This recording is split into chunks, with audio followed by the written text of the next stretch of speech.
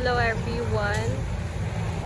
We have here made to order unit and it's Hyundai Porter 2 double cab jack side. Morning setup na napilian sa tuang buyer with bumper stainless, with top carrier or top load, and then 2-in-1 canopy with upholstery, smart trapal. With lingkuranan na siya, and then foam pod sa lingkuranan. So para malingkuran pod na siya diri sa tuang client. Tapos ilahang gipangayo ang ilahang karaan nga ni gift. So with step board pod na siya sa likod. And then running board. So left and right ni siya.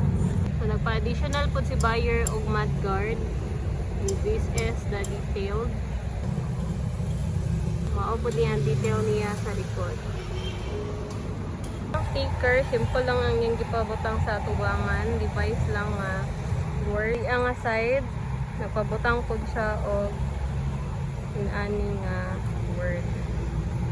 So, hilig si sir o device nga brand. And then, gipabranyuhan po na ni buyer ang iyahang ligit sa tuba sa likod. So, double tire ni siya. Okay, 4x2 man ang ato ang unit. So, with chrome accessories na siya. Then, painted na po ng iyahang windshield. Iyahang window. Mo ni iyahang interior. So, black and green ang napilian niya nga color sa seat cover. Magpa-additional po siya of touchscreen stereo with reverse camera. Full dashcam. Mo ni iyahang back seat.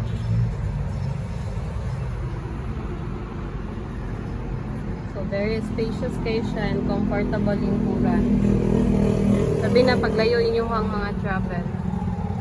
Sa aspects naman sa ato ang unit, power steering na siya. And then, automatic ang ato ang transmission. Tapos, air condition na po na, cooler turbo na po ang unit. Yung chassis, baba. Ina niya is nasa may passenger side. D4CB 2.5 engine. And then, timing chain ang Hyundai Porter 2. So, kung gusto mo ginani nga setup, message lang ko sa number na akong gibutang dali sa screen.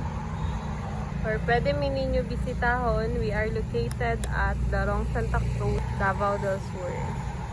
Salamat kaayo sa amuang buyer sa pagsalit sa amuang company. Down to Digos, Davao del Sur.